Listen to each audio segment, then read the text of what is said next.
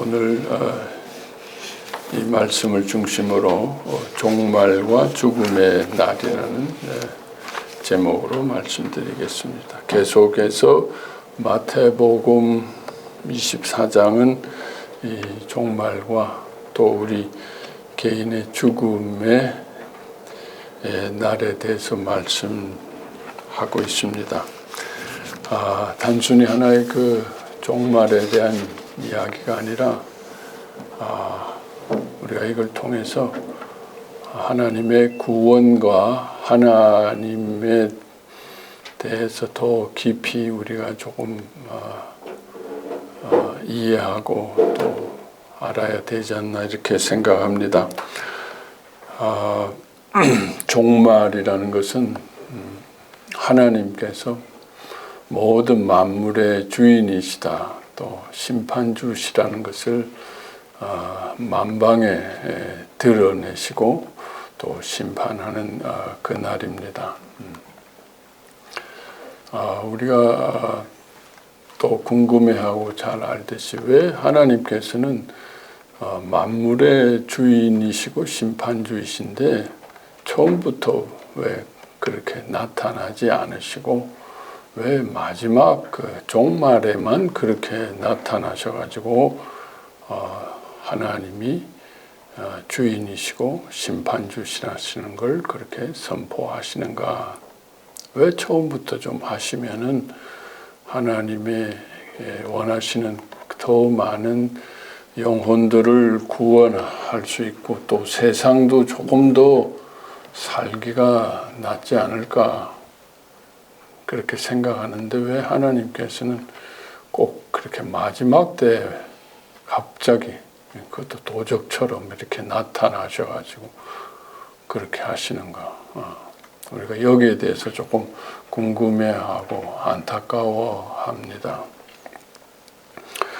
하나님은 보이지 않는 분이십니다. 보이지 않는 세계에 계시면서 보이는 세계를 창조하시고 주관하시고 운행하시는 분이십니다.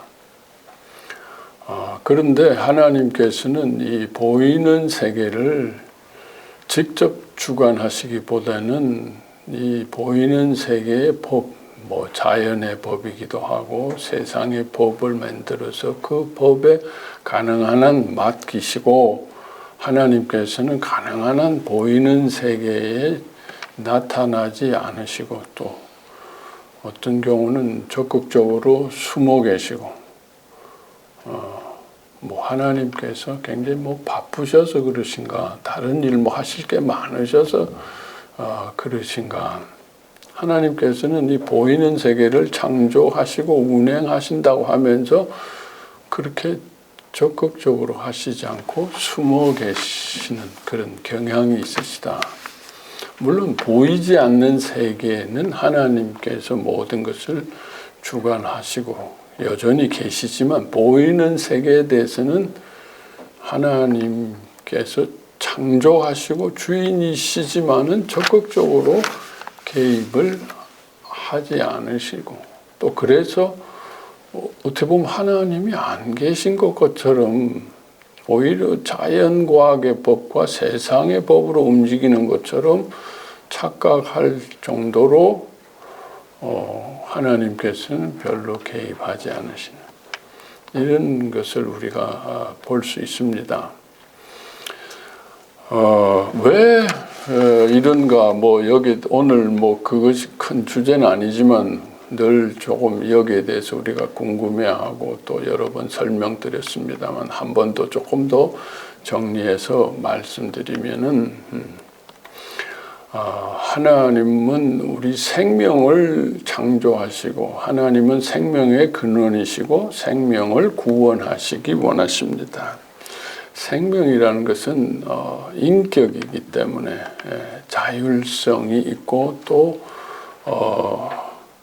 하나님은 단순한 기계나 로봇을 창조하신 것이 아닙니다. 인격으로 또 하나님은 본질이 인격이시고 또 사랑이시기 때문에 인격으로 또 자율성으로 사랑으로 하나님을 사랑하고 하나님을 따르고 하나님의 뜻에 순종하는 생명을 원하신다. 하나님께서 어떤 권세와 능력과 어떤 명령으로 하시면은 우리 피조물은 그러한 자율성 또 마음에서 우러나는 사랑으로 하나님을 만나기 어렵죠. 하나님은 너무나 크시기 때문에 하나님에게 우리가 압도당하기 때문에 우리의 자율성이라는 건 있을 수가 없습니다. 우리가 인간하고 바퀴벌레를 비교해 보면은 바퀴벌레가 인간 앞에서 어떤 자율성을 주장하기가 어렵죠. 인간이 뭐 마음대로 하기 시작하면 바퀴벌레는 아무것도 아닌 것처럼 하나님이 우리 계속 옆에서 나타나시고 주관하시는 게 우리 만물의 세계에서도 보여지면은 인간은 뭐 그냥 찍소리 못하고 그냥 그 권위와 권세와 영광과 그 능력에 위축되어서 이 생명으로서 뭐 사랑 뭐 이런 게 있을 수가 없어요. 그냥 무조건 복종해야 되는, 하지 않으면 두렵기 때문에 그러한 생명체가 될 수 있고, 또 우리가 구원도 하나님께서 원하시는 그런 구원이 아니다. 우리가 하나님의 형상을 닮아서 하나님을 우리의 마음으로 우리의 인격으로 중심으로 존경하고 사랑하는 것을 원하시기 때문에 하나님이 우리 옆에 딱 그렇게 버티고 서 있으면 그 누가 뭐 하나님을 감히 사랑한다라고 얘기하기 어렵죠. 그냥 무조건 그냥 복종하는 것밖에 있을 수 없기 때문에 하나님은 가능한 한 보이는 세계에 안 나타나시려고 하는, 우리가 거기에 대해서 말씀을 많이 드렸습니다. 또 한 가지 이유는 뭐냐면 하나님께서 또 숨어 계시는 이유 중에 하나가, 하나님은 구원을 통해서 생명을 또 심판하시길 원하시는데, 그 구원의 과정이라는 것은 하나님께서는 진정한 구원, 진정한 생명의 구원을 원하십니다. 진정한 생명의 구원이라는 것은 진짜와 가짜를 구분하는 거죠. 요즘 뭐 우리가 뭐 검사들이, 판사들이 뭐 이런 얘기들이 뭐 많이 얘기합니다. 주로 그 사람들이 하는 일이 뭡니까? 진짜 그 사람이 죄가 있는지, 자기는 아니라고 그러는데 죄가 진짜가 있는지 진짜 아닌지 가짜인지 그거를 여러 가지 사람을 증인을 세우고 증거를 수집하고 뭐 그렇게 해서 밝히는 것처럼 하나님의 구원도 심판도 진짜 구원을 받아야 될지 아닐지 그것을 판단하는 게 가장 중요합니다. 그래서 만일 하나님이 옆에 딱 계시면은 우리는 무서워서 뭐 그냥 무조건 하나님에게 절대 복종이죠. 마치 우리가 교통순경이 옆에 있으면 뭐 완전히 우리는 조심하잖아요. 계속 교통순경이 있으면 교통사고가 일어나지 않죠. 근데 교통순경이 없다, 뭐 이런 게 없다 그러면 우리는 쉥쉥합니다. 슉슉 하고 막 그냥 그런 것처럼 하나님이 계시면 우리가 진짜 우리가 하나님을 사랑해서 순종하는 건지, 하나님이 옆에 교통순경처럼 딱지를 태시니까 그냥 순종하는지 진짜인지 가짜인지 알기가 좀 어렵죠. 그래서 성경에는 그런 얘기가 나옵니다. 그 주인이 이렇게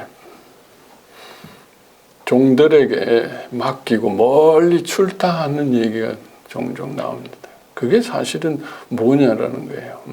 뭐 주인이 뭐 무슨 해외여행 뭐 무슨 갔다 오느냐 뭐 무슨 비즈니스냐 그런 뜻이 아니라 하나님께서 우리에게 그렇게 출타하신다는 게 우리 세상에 우리한테 맡기고 출타한다.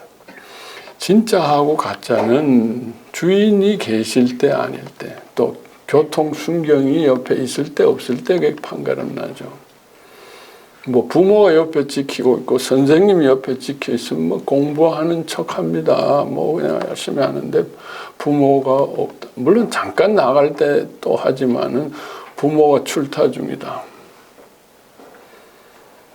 근데 이제 성경에 보면은 뭡니까 주인이 출타를 했는데 그냥 살짝 뭐 그냥 한 며칠 몇 주 그런 출타가 아니에요. 장기 출타인데 소문을 듣자니 뭐 돌아가셨다는 얘기도 있고 뭐 안 돌아오신다는 얘기도 있고 그런 얘기가 들릴 정도로 이 종들이 착각할 정도로 안 돌아오시는 거예요, 주인이. 그러니까 이제 종들이 뭘 합니까? 뭔가 음모를 꾸미죠. 뭐 나쁜 짓도 하고. 그러니까 진짜 종인지 안 종인지는 주인이 진짜 없는데 살짝 뭐 한두 주가 아니라 아주 돌아가신 것처럼 안 돌아오신 것처럼 하면 진짜 얘네들이 참 신실한 종인지 아닌지 알 수 있는 거예요. 그러니까 하나님께서도 거의 돌아가신 것처럼 뭐 많은 예전에 보면 신학자들이 하나님은 죽었다. 뭐 니체도 하나님은 죽었다. 뭐 이럴 정도로까지 하나님은 개입을 안 하시고 그러니까 마음대로죠. 그러니까 쉽게 얘기해서 우리 실력들이 나오는 거죠. 그래서 진짜와 가짜를 구분하기 위해서 하나님께서 또 우리 옆에 나타나지 않으실 수 있다. 그래서 우리가 이런 하나님을 우리가 잘 이해한다면은 하나님은 보이는 세계와 보이지 않는 모든 것의 주인이시고 주관하시지만 보이는 세계에 대해서는 나타났다가 안 나타났다가 옛날에는 좀 많이 나타났다 어떤 때는 또 안 나타났다 뭔가 그런 좀 이게 하나의 신앙생활이고 구원의 과정이 아닌가. 그래서 우리가 구원의 과정이라는 것은 신앙이라는 것은 하나님이 언제 나타나시는가 언제 잘 안 나타나시는가 이거를 좀 잘 알 필요가 있다라는 거예요. 하나님은 그냥 바쁘시다가 심심한데 얘네들 어떡하지? 이러면 안 되겠네 하고 꼭 나타나는 그런 하나님이 아니시죠. 하나님도 굉장히 내가 나타나야 될까 안 나타나야 될까 굉장히 고민을 많이 하시는 거예요.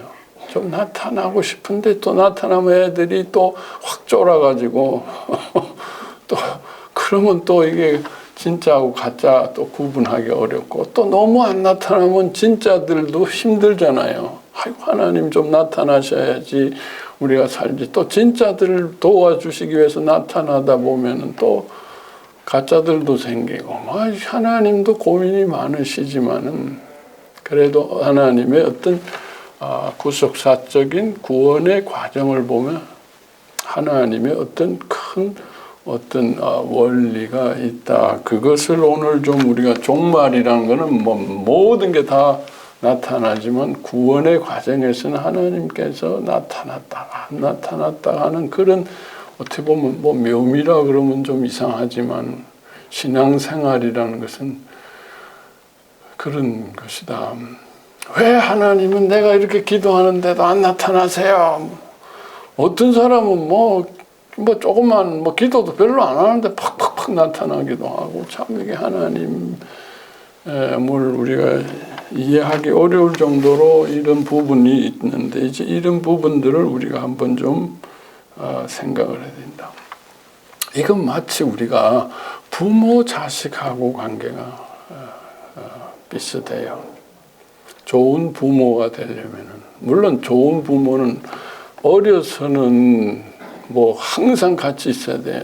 나타나야 돼요. 뭐 태어나서 얼마 되지도 않은데 부모가 하나님도 사라지셨는데 나도 사라진다 하고 그렇게 사라지면 큰일 나죠. 어릴 때는 같이 있어요. 하나님께서도 우리가 어렸을 때 이스라엘 백성들이 갓난 아이일 때 그게 어디죠? 출애굽해서 광야 생활할 때 갓난 아이일 때는 하나님께서 어떻게 하셨다 그랬어요? 그 걔네들을 안고서 내가 젖을 먹이고 품에 안고서 모든 걸 다 해줬다. 홍해도 가르게 해주고 뭐 목이 마르다 그러면 물도 주고 밤에 춥다 그러면 뭐 그냥 난로도 갖다 주고 그냥 덥다 그러면 뭐 구름도 뭐 갖다 주고 그냥 하나님을 매일 느끼는 거예요. 더워요 하면 구름이 쫙 오고 목말라요 하면 뭐 반석에서 물이 뻥 오고 뭐 광야지만 뭐 배고파야 하면 하늘에 밤에 보면 뭐 우리도 이러면 좀 얼마나 좋겠어요? 난방도 절약되고 하나님 추워요? 그러면 뭐가 얼마나 좋아요. 더워요? 하나님은 뭐 그렇게 하나님께서 하시죠. 부모도 어린아이가 아무것도 할 수 없을 때는 그렇게 하지만은 계속 그렇게 하면은 어떻게 돼요? 그걸 과잉보호라 그러죠. 아이가 병들죠. 많은 경우에 이제 아이들이 문제 생기는 것은 부모가 있어야 할 때 없었고, 부모가 좀 사라져야 할 때 부모가 너무 옆에 있어가지고 너무 또 개입하고 간섭하고 너무 잔소리하고 너무 가르쳐 드리려고 이러면 애가 그냥 거기 눌려가지고 병들더라는 거지. 또 부모가 진짜 있어야 될 때는 없어요. 바쁘다 그러고 없고. 또 이젠 좀 없어도 되는데 옆에 와가지고 뭐 하냐 이렇게. 그러니까 자식 키우는 거는 뭐냐면은 부모가 언제 나타나고 언제 안 나타나야 될 그걸 아는 게 참 중요해요. 그게 너무 안 나타나도 그렇고 너무 많이 나타나도 그렇고 이게 하나님의 마음입니다. 우리가 부모가 되다 보면은 자식한테 어떻게 해야 되나 그게 하나님의 마음이에요. 그게 또 이 부모 자식 간에 뭐 어떻게 보면 뭐 줄다리기 묘미일 수도 있고 그런 것처럼 신앙생활도 그렇다. 자, 그렇지만 전체적인 어떤 성경에 보면 하나님이 나타나시는 것에 대한 흐름이 있다. 심판을 향해서 가는 하나님의 구원의 과정 속에서 어떤 심판의 과정 속에서 하나님이 어떻게 하시는지 우리가 이것을 안다면은 또 지금은 우리가 어떤 때인가 하는 것을 안다면 우리는 신앙생활에 좀 도움이 되지 않겠는가. 우리가 부모 자식 간에 부모가 자식한테 지금 어떻게 하는 게 좋을지 그런 것처럼 하나님께서 우리에게 지금 어떻게 하고 계신가 이것을 아는 것이 중요하다. 한번 좀 잘 들어보세요. 뭐 별 관심이 없으신 것 같아. 뭐 하나님 원래 자기 마음대로 알아서 하는데 아이고 참네. 마음대로 하세요. 난 몰라요. 너무 하나님한테 시달린 분들 같아요. 나 하나님 모르겠어 또 그래도 또 한번 들어보세요.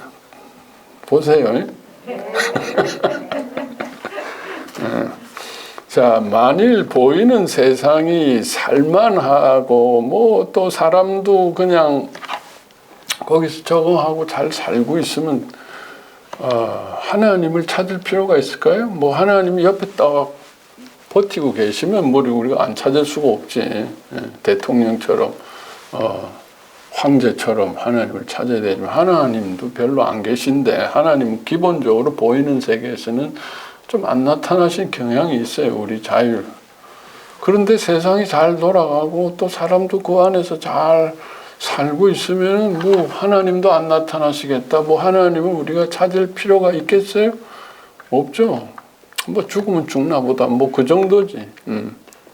우리가 잘 뭐 자율적으로 해결하면 하나님 별로 찾을 필요도 없고 뭐 하나님을 누가 얘기하고 뭐 전도해도 그러냐 뭐 그래 뭐 너나 그래라 뭐 우린 괜찮다.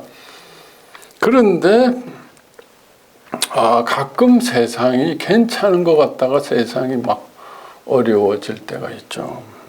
세상이 살만하지 않을 때가 있어요. 또 사람들이 그 속에서 또 시달리고 힘들 때가 있어요. 세상이 본질적으로 인간이 살만한 데가 아니라는 것을 가끔 우리가 느낄 때가 세상이 정말 힘들구나. 세상이 좋은 줄 알았는데 이렇게 힘들어. 또 사람 관계라는 게 사람이 다 좋은 줄 아는데 사람이 이렇게 힘들어. 나도 괜찮은 사람인 줄 알았는데 뭐 잘 나가는 줄 알았는데 내가 왜 이렇게 약하지? 내가 왜 이렇게 두렵지? 내 인생은 왜 이렇게 힘든지? 보이는 세상이 그렇게 흔들릴 때가 가끔 있습니다. 또 주기적으로 그래요. 요즘은 전 세계적으로 한 10년에 한 번씩 뭔가 이 재난이 오고 있죠. 뭐 IMF 이후로 해가지고 계속 10년에 한 번씩 이제 좀 살만하다 그러면 한 10년에 한 번씩 막 전 세계적으로 흔들리고 살만하고 참 좋은데 해외여행도 다니고 참 좋은데 뭐 그냥 최근 한 2, 3년은 뭐 코로나니 뭐 그냥 또 거기다가 인플레이션이니 뭐 물가니 뭐 굉장히 힘들어요. 또 거기서 우리 인간들의 모습을 보니까 너무 힘들어요. 그러다 보니까 그래야 우리는 이제 구원을 찾게 되고 이래서는 안 되겠구나라는 것을 느끼기 때문에 우리 속에 있는 어떤 근원적인 신앙을 찾으려는 갈망이 생깁니다. 그때 하나님을 찾게 되면 하나님께서 큰 은혜를 베푸십니다. 하나님께서 나타나시는 거죠. 나타나셔서 개입하고 이런 일들 속에서 믿음을 조금만 가져도 하나님께서 또 놀라운 일들을 주시고 은혜도 주시고 축복도 주시고 하나님의 구원을 깨달아 알게 하시고 또 성령의 은사와 성령의 충만함도 주시고 또 물질적인 축복도 주시고 또 일어날 수 없는 놀라운 기적들도 일어나기 시작합니다. 병도 고칠 수도 있고요. 정말 어떻게 이런 일이 일어나지 하는 그런 하나님께서 이렇게 숨어 계시다가 이렇게 막 개입하고 그렇게 됩니다. 하나님은 정말 살아계시구나.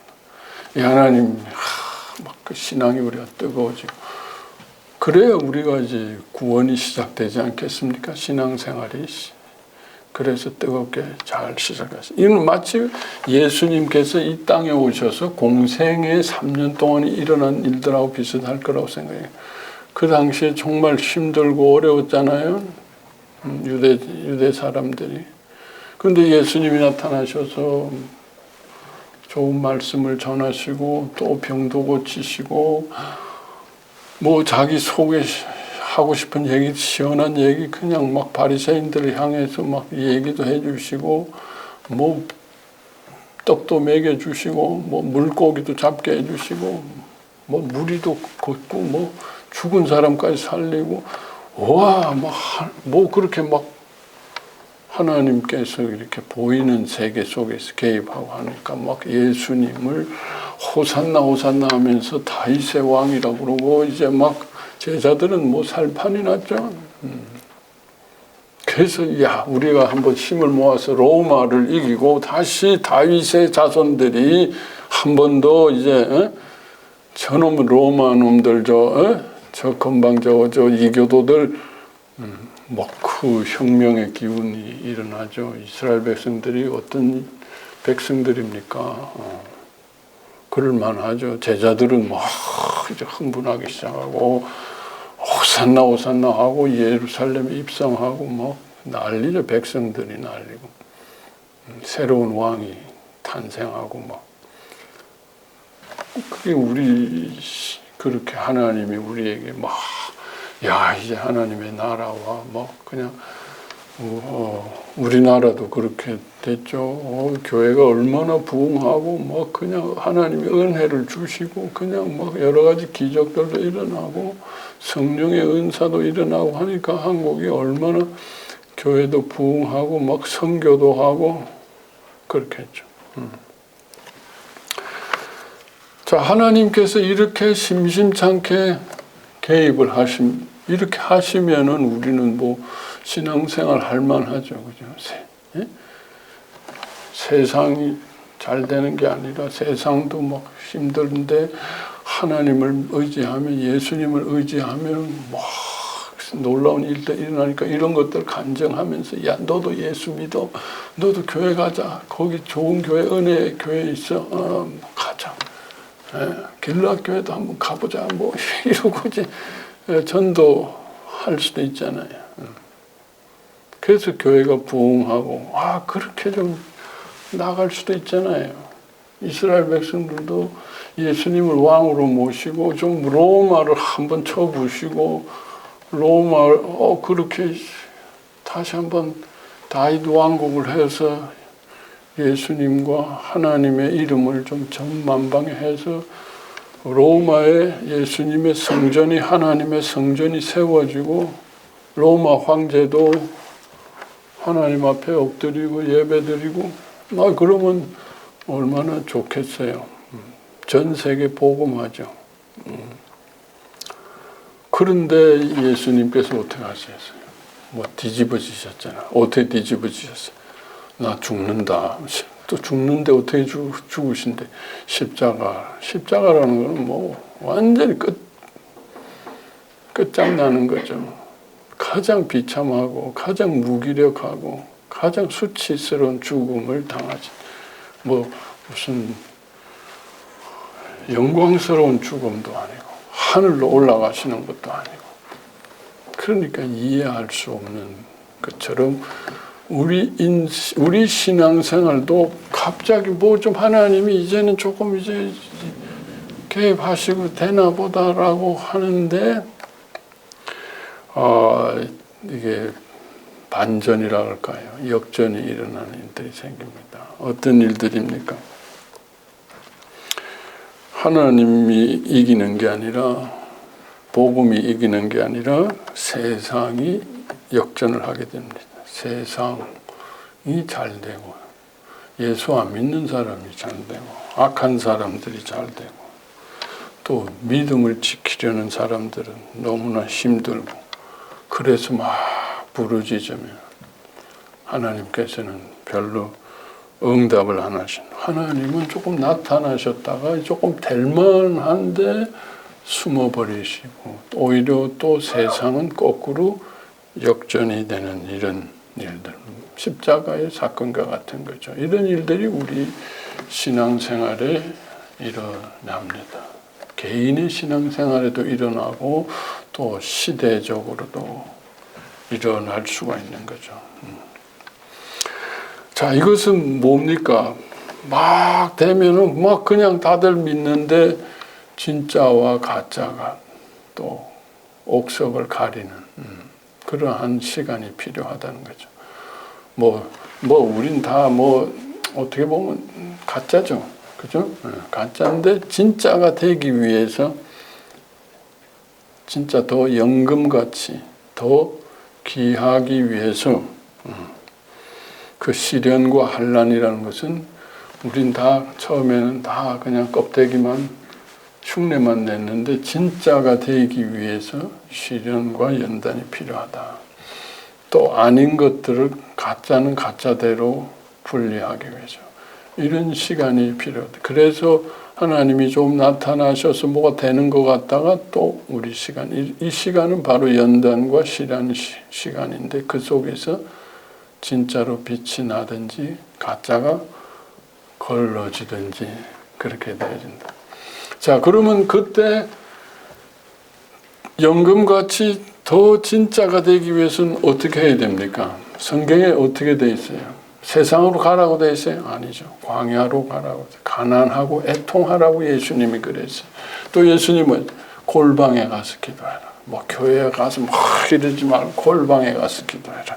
예수님이 뭐에 제자들에게 마가의 다락방에 가서 그저 모여서 기도해라. 가난하고 광야하고 애통해라. 주님을 찾아라.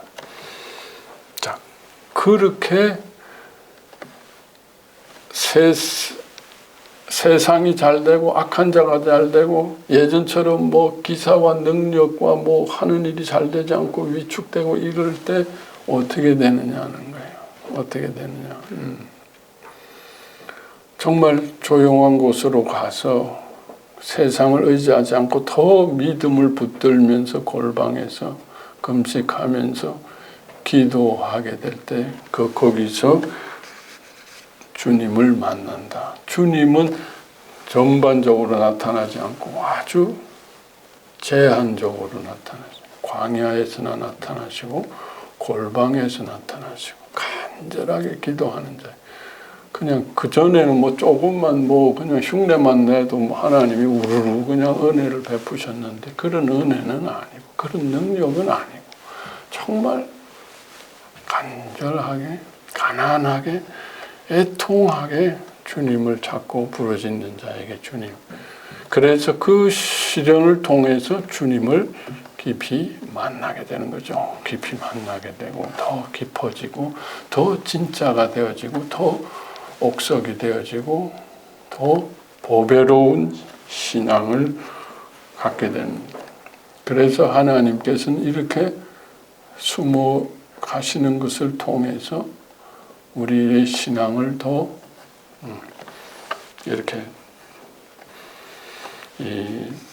더 진짜로 더 귀한 신앙으로. 자, 그런데 이제 우리가 환난과 시련과 이런 이제 십자가의 이런 과정들인데 성경에는 한 단계 또 더 나가서 종말의 시간, 죽음의 시간이 오면 어떻게 되느냐. 이제 거기에 대해서 말합니다. 이제 마태복음 24장에 있는 얘기가 바로 이제 그 얘기입니다. 종말과 죽음의 시간은 어떻게 되느냐. 이 정도로 끝나질 않는다. 자, 어떻게 되느냐. 그때가 되면 세상도 허물어지기. 그전에는 막 세상이 승승장구하는 것처럼 악한 세력이 있지만 이젠 세상도 허물어지기 시작한다. 심판의 전조 같은 완전한 심판은 아니지만 악한 것들이 허물어지고 뭔가 이런 세상도 같이 허물어진다. 자, 세상이 허물어지면 그나마 뭐 어떻게 되겠어요? 힘들어요. 다 힘들어요. 우왕좌왕하기 다 힘들죠. 그게 하나의 종말 현상입니다. 자, 그런데 하나님께서는 예전보다 더 나타나지 않는다고 되어 있어요. 자, 성경에 보면 그 종말의 때는 너희들이 뭐야? 광야로 가도 하나님을 못 만나고 골방에 가서도 하나님을 못 만나고 전에는 광야에 가면 하나님이 계셨는데 간절히 기도하고 금식 기도하고 하나님께 정말 간절히 매달리고 애통한 심정으로 나가면 진짜 하나님을 만날 수 있었는데 골방에서 그냥 완전히 그냥 기도하면 기도원에 가서 그냥 하나님하고 한번 그냥 막 하면은 하나님을 만났었는데 간절히 했습니다. 뭐 능력도 은혜도 없고 광야에 가도 안 되고 뭐 골방에 가서 기도해서도 하나님이 보이는 세계에는 그냥 없어. 하나님이 계시나 할 정도로 안 나타나신다. 또 하나의 현상은 뭐냐면 이제 거짓 선지자들이 막 능력을 행하고 또 막 아까 말한 뭐 금식과 뭐 그냥 광야로 가자 뭐 무슨 이런 막 그런 것들을 다 거짓 선지자라고 그런 게 아니다. 하나님은 안 나타나신다. 은혜라는 게 없다라는 게 마지막 종말이고 은혜라는 게 없다. 그게 종말입니다. 종말이라는 건 하나님이 보이는 세계에서는 종적을 감춰버리시더라. 전에는 그래도 웬만큼 나타나시다가 그래도 간절한 사람에게 나타나시다가 이제는 뭐 씨가 말라버렸어요. 없어요. 황량해요. 하나님은 그게 종말이라는 거예요. 하나님은 아무리 찾아도 보이는 세계에서 뭐 여기 있다 저기 있다 하는 건 다 가짜라는 거예요. 종말의 때는. 세상도 허물어지고 하나님도 안 나타나시고 그냥 뭐 자 그러면은 어떻게 해야 되는가? 이 종말의 때. 종말. 자, 이 종말의 때라니까 뭐 우리가 실감이 안 나지만은 이 종말이라는 건 대종말도 있고 중종말도 있고 소종말이 있다고 그랬습니다. 소종말은 개인의 노화와 죽음의 과정입니다. 개인의 노화와 죽음의 과정도 이것과 비슷합니다. 내가 누릴 수 있는 모든 것들이 다 허물어집니다. 뭐 몸이 약해지니까, 뭐 내가 생산적인 활동을 못하니까 그저 간신히 기력이 없어요. 기력이 없어요. 그리고 뭐 하나님께 뭐 그냥 울부짖고 뭐 금식할 기운도 없어요. 뭐 그냥 뭐 간절히 할 기운도 없어요. 뭐 그러니까 뭐 힘들어요. 종말이라는 것은 뭐 무슨 뭐 불을 받고 그럴 수도 없고 뭐 그런 것이 아니다. 내가 의지하는 세상도 허물어지고 내가 의지하던 이 종교적인 보이는 신앙도 보이는 곳에서는 하나님이 뭐 거의 안 나타난다고 봐야죠. 종적을 감추시. 아니 광야하고 골방에서도 안 나타나시는데 예수님이 광야하고 골방에는 그렇게 하라고 했는데 예수님이 한 말씀에도 안 나타나요. 그리고 여기 있다 저기 있다 막 번쩍번쩍 하는데도 그거 다 거짓 선지자라 그러고. 자 그러면 종말에는 우리가 어떻게 해야 되는가? 그러면 하나님이 안 계시는 건가? 하나님이 어떻게 이럴 수가 있는가? 하나님 우리를 믿게 해놓고서 어떻게 사라지시는가? 하나님은 사라지신 게 아니죠. 하나님은 항상 계십니다. 어디에 계세요?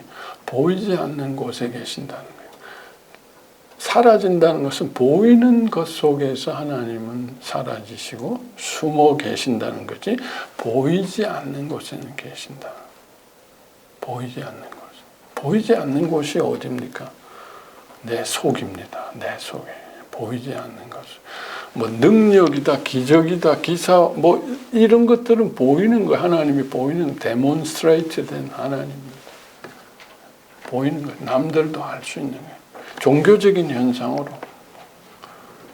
막 은혜와 흥분과 능력과 뭐 이런 건 아닌데 내 속에서 내 속이라는 건 무의식을 의미한다. 내 깊은 곳에서 내 몸과 내 깊은 하나님은 여전히 계십니다.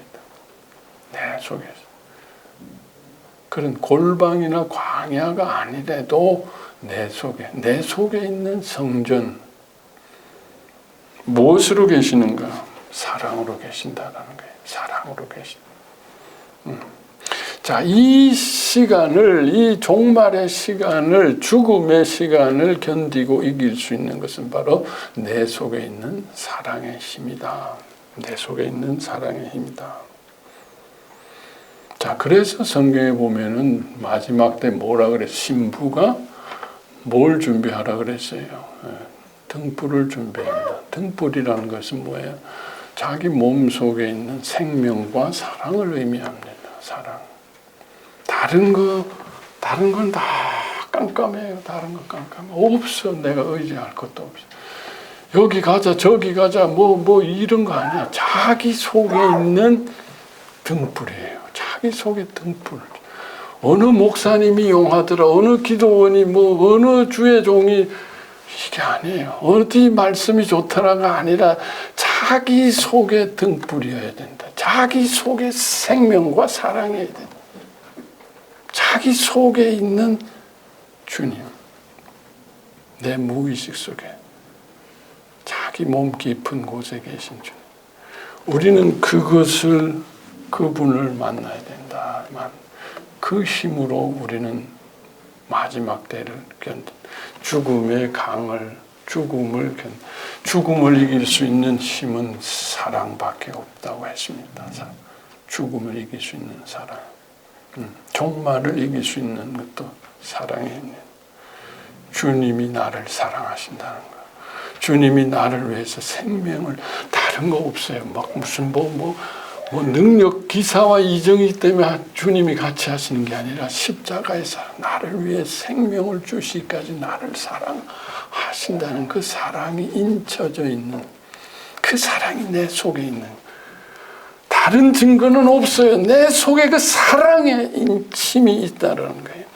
주님이 나를 사랑하시고 사랑으로 내 속에 계시고 내 예배를 받으시고 나와 같이 계시고, 그 사랑의 힘, 이 생명만은 영원합니다. 보이는 모든 것은 다 사라지고 없어지더라도 이 생명은 하나님의 것이기 때문에 영원한데, 이 생명이 살 수 있는 힘은 사랑밖에 없더라고요. 그 사랑은 어디에서 옵니까? 누가 날 사랑해줘서가 아니에요. 뭐가 있어서가 아니에요. 그럴듯해서가 아니에요.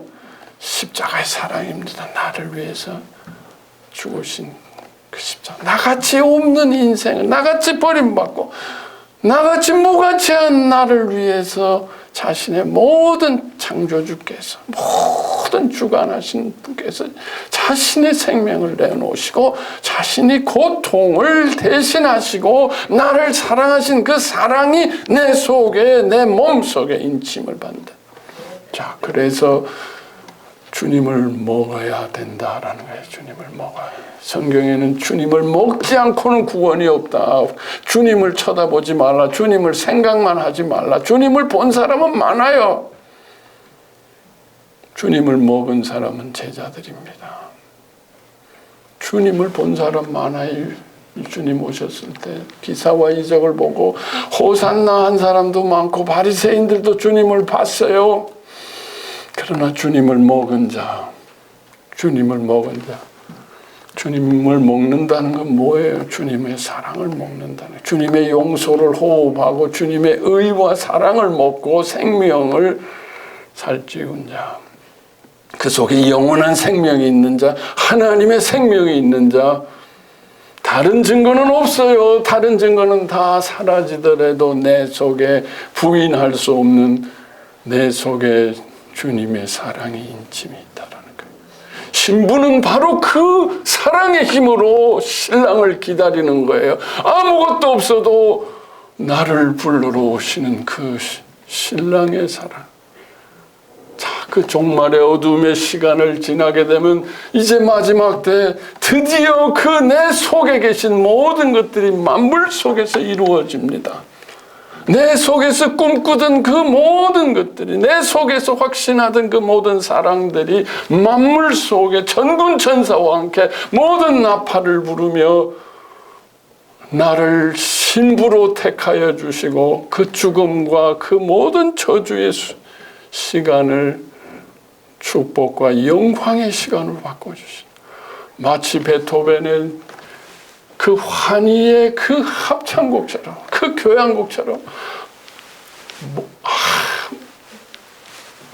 나팔이 불고 모든 것들이 이제 만물이 주님이 주인이시고 심판주라는 것이, 내 속에 그 작은 사랑에 대한 인침과 믿음이 폭발하여서 만물 속에서 하나로 되는 것이 바로 종말이고 죽음이라는 거예요. 이 종말과 죽음이 우리에게 축복이 된다는 거예요. 영광이 된다는 거예요. 대오케스트라, 우주의 모든 오케스트라, 천군 천사가 불러주는 그 오케스트라에 우리가 주인공이 돼서 참여하는 것이 종말이고 죽음이어야 된다는 겁니다. 이것을 우리가 준비하는 것입니다. 우리 속에 그 사랑을 심는 다른 기사와 이적이 아닙니다. 내 생명 속에 주님의 그 십자가의 사랑을 심고 만나고 그 등불을 준비하는 것이 깜깜한 그 속에서 아무것도 없는 속에서 그 등불 하나의 힘으로 사는 거예요. 그 등불은 내 속만이 아니라 내 주위도 밝게 해줍니다. 또 옆에 깜깜한 사람들에게 빛을 보게 해주십니다. 그래서 뭐 크게는 아니지만 주위에 빛을 찾는, 사랑을 찾는 사람들에게 그 빛을 보여줄 수 있습니다.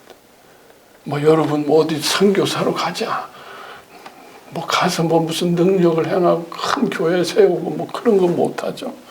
하지만 등불로, 사랑의 빛으로 그 주위에 목마르고 병들고 빛을, 사랑을 찾는 사람들에게 등불을 보여주자고요. 구원하자고, 이 복음을 전하자라고요. 우리만이 아니라 이 복음을 전해야 됩니다. 하나님도 또 기다리시고 기다리십니다. 왜 기다립니까?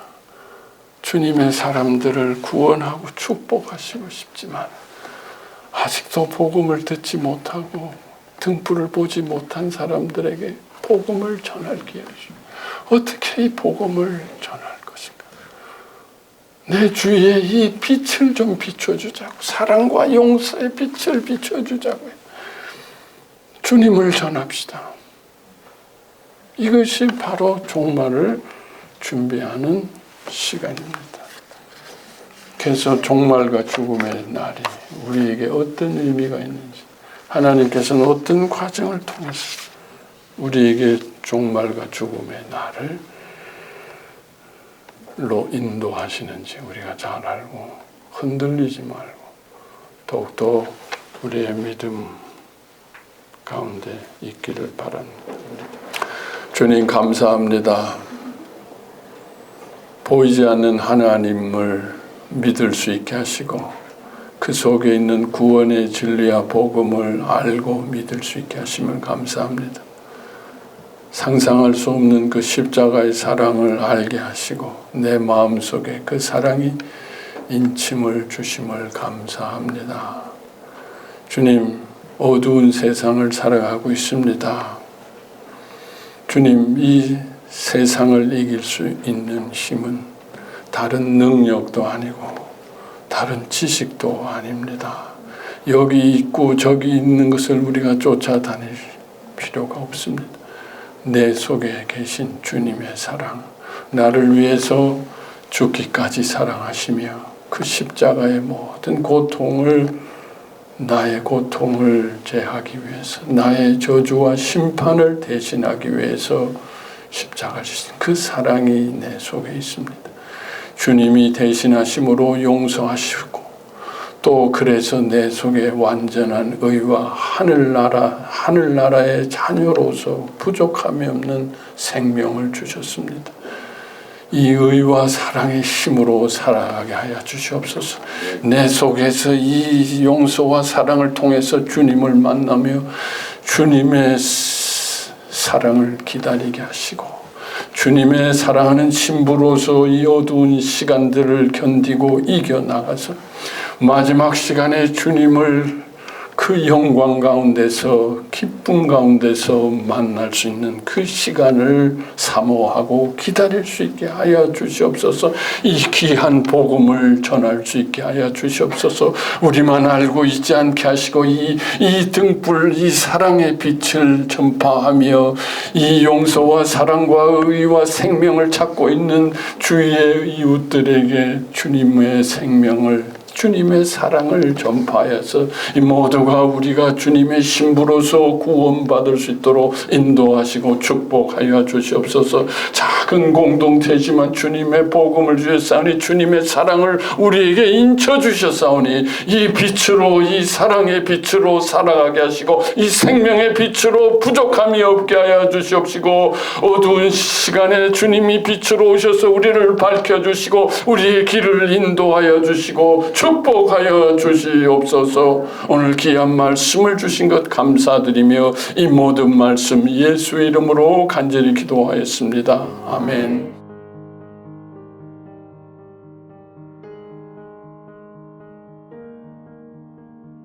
하나님께서 또 깨닫게 해주시고 쓰게 하시는 그런 뜻이 있기 때문에 순종하는 마음으로 씁니다. 요즘에 뭐 과거에 진짜 하나님이 쓰라 그래서 재난과 뭐 이 그런 시리즈 책을 냈는데 뭐 그 책이 뭐 거의 안 읽고 이제 해서 재난 책을 쓰면 안 되겠구나 이제 그래서 뭐 믿음의 사람들에게는 또 나름대로 이렇게 책을 다시 쓰고 그래서 정말 준비된 분들에게는 계속 이렇게 책을 통해서 복음을 보게 하는 그런 하나님의 뜻. 이게 다 복음을 우리에게 주신 복음을 뭐 전할 방법이 없잖아요. 전할 방법이 찾다가 책을 쓰게 됐고 믿는 사람들에게는 또 신앙서적을 통해서 뭐 하나님께서 준비된 사람들에게 보게 하시는 것 같고 또 조금씩 이렇게 전에보다는 깨달아가고 있는 것 같아요.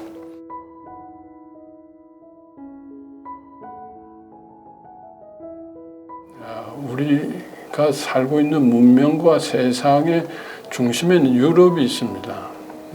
우리 다 유럽을 닮아가려고 하고 뭐 유럽에 가든 안 가든 유럽이 우리의 세상의 중심이기 때문에 세상 사람들에게 그러한 문명과 세상과 또 유럽을 또 각 나라들을 이탈리아, 스페인, 독일, 영국, 프랑스 우리가 다 이상화하고 참 부러워하는 나라들의 그런 인격적인 내면적인 그런 부분들을 이제 어떤 복음적인 관점에서 거기에는 뭐 기독교 국가들이었으니까 복음에 대한 얘기도 쓸 수도 있지만 적극적으로 뭐 그렇게 할 수는 종교적인 책은 아니지만은 어떻게라도 좀 세상의 본질이 뭔지